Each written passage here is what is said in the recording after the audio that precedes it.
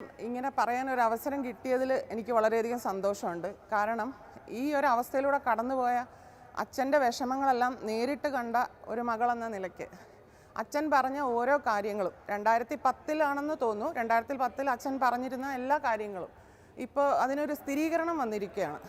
ഈ പറഞ്ഞ തൊഴിൽ നിഷേധത്തിലൂടെ അച്ഛനുണ്ടായിട്ടുള്ള മാനസിക ബുദ്ധിമുട്ടുകളാണ് ഏറ്റവും എടുത്തു പറയേണ്ടത്. അച്ഛൻ എത്രത്തോളം വിഷമിച്ചിരുന്നു എന്ന് ഞാൻ നേരിട്ട് കണ്ടതാണ്. അച്ഛനത് പറഞ്ഞ ആ കാലഘട്ടത്തിൽ ഈ സോഷ്യൽ മീഡിയ അല്ലെങ്കിൽ ഇങ്ങനെയുള്ള ആരും അത് അത്രത്തോളം ഏറ്റെടുത്തില്ല.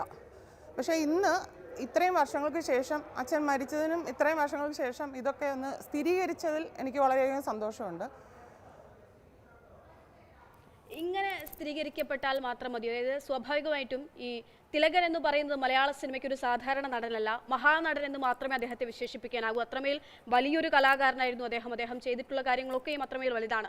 അവിടെ നിന്ന് അദ്ദേഹമാണ് വിലക്കപ്പെടുന്നത്. അതായത് കഴിവില്ലാത്ത ഒരാളല്ല, തീർത്തും ജൂനിയർ ആയിട്ടുള്ള ഒരു കാലഘട്ടത്തിലല്ല, അത്രമേൽ മുതിർന്നു നിൽക്കുന്ന, അത്രമേൽ അദ്ദേഹത്തെ തേടി അംഗീകാരങ്ങളൊക്കെ എത്തുന്ന ഒരു കാലഘട്ടത്തിലാണ് അദ്ദേഹത്തിന് മുൻപിൽ ഉണ്ടാകുന്നത്.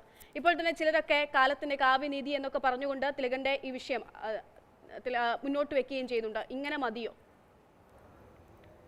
തീർച്ചയായിട്ടും ഇങ്ങനെ പോരാ. എന്തുകൊണ്ടാണ് അവർ അച്ഛനെ അന്ന് അതിൽ സെലക്ട് ചെയ്തത്? ആദ്യത്തെ ഒരു എക്സാമ്പിൾ സെറ്റ് ചെയ്ത് കഴിഞ്ഞാൽ ബാക്കിയുള്ളവരെല്ലാവരും അവരുടെ അണ്ടറിൽ ഈ പറഞ്ഞ 15 അംഗ പവർ കമ്മിറ്റി എന്ന് പറയുന്ന അംഗങ്ങളുടെ കീഴിൽ നിൽക്കും. കാരണം അത്രയും വലിയൊരു എക്സാമ്പിളാണ്. ഇത്രയും വലിയൊരു നടനെ വിലക്കാമെങ്കിൽ പിന്നെ നിങ്ങളെയൊക്കെ എന്നുള്ള ചോദ്യം അവിടെ ഉണ്ട്. അപ്പോൾ അച്ഛനെ വിലക്കുന്നതിലൂടെ അവരെല്ലാവരുടെയും വായടപ്പിക്കുകയാണ് ചെയ്തത്. അന്ന് അച്ഛനോടൊപ്പം നിൽക്കാൻ ഒരുപാട് ശബ്ദങ്ങൾ ഈ സംഘടനയിൽ ഉണ്ടായിട്ട് പോലും അവരെല്ലാം പിന്നീട് നിശബ്ദമാക്കപ്പെടുകയാണ് ചെയ്തത്. ഇപ്പോൾ പോലും ഈ ഹേമ കമ്മിറ്റി റിപ്പോർട്ട് പുറത്തു വന്ന സാഹചര്യത്തിൽ ഒരു കോൺക്ലേവ് രൂപീകരിച്ചിട്ട് ഈ പ്രശ്നങ്ങളെല്ലാം ഒരു അമിക്കബിൾ സെറ്റിൽമെൻറ്റിലൂടെ പരിഹരിക്കുന്നതിനോട് എനിക്ക് എതിർപ്പാണ്. കാരണം ഇത്രത്തോളം പ്രശ്നങ്ങൾ ഉണ്ടായെന്ന് സ്ഥിരീകരിക്കപ്പെട്ടിട്ടും അതിനെതിരെ ഒരു ആക്ട് ഉണ്ടാക്കുകയാണ് വേണ്ടത്. ഇനിയും ഇതുപോലുള്ളവർ ഇങ്ങനെയുള്ള അവസ്ഥയിൽ പെടരുത് എന്നുള്ള രീതിയിലാണ് എനിക്ക് പറയാനുള്ളത്. അച്ഛൻ കടന്നുപോയിട്ടുള്ള മാനസിക സംഘർഷങ്ങളെ പറ്റിയും ബുദ്ധിമുട്ടുകളെ പറ്റിയും ഒരു കലാകാരൻ മാറ്റി നിർത്തപ്പെടുമ്പോൾ അദ്ദേഹം അനുഭവിക്കുന്നത്, അതായത് സിനിമയിൽ നിന്ന് സീരിയലിലേക്ക് വരുന്നു, അവിടെയും വിലക്കുണ്ടാവുകയാണ്. ഈ 15 അംഗ പവർ ഗ്രൂപ്പ് ഒരുപക്ഷെ നമുക്ക് ഈ റിപ്പോർട്ടിലുള്ള കാര്യങ്ങളൊക്കെയും എല്ലാവർക്കും ഒരു പക്ഷേ മുൻപേ അറിയുന്നതായിരിക്കും. പക്ഷേ ഇത് റിപ്പോർട്ടായി പുറത്തു വരുന്നു.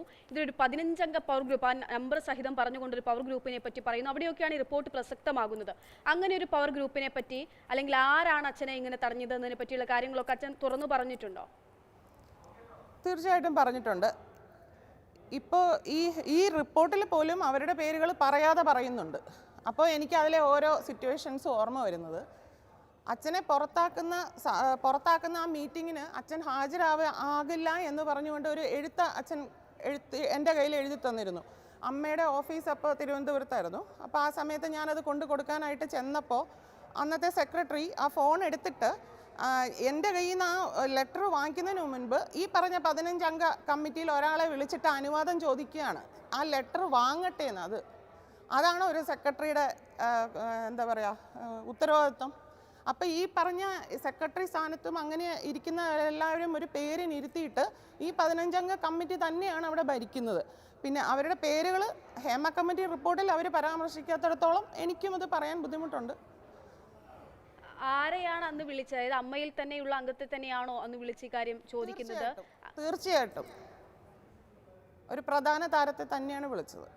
അതെനിക്ക് ആ സംസാരത്തിൽ നിന്ന് വളരെ വ്യക്തമാണ്. ഉപയോഗിച്ച ഒരു പേര് വിളിക്കാൻ ഉപയോഗിച്ച ഇതിൽ നിന്ന് എനിക്ക് വ്യക്തമാണ് അത് ആരാണെന്നുള്ളത്. സൂപ്പർ സ്റ്റാർ ആണോ? തീർച്ചയായിട്ടും. ആ സമയത്ത് ഫോൺ കോളിൽ എന്തായിരുന്നു? ആ ഫോൺ കോളിന് മറുപടി എന്തായിരുന്നു? വാങ്ങിക്കാൻ തന്നെയാണ് പറഞ്ഞത്, ലെറ്റർ വാങ്ങാനാണ് പറഞ്ഞത്. എൻ്റെ കയ്യിൽ നിന്ന് വാങ്ങുകയും ചെയ്തു.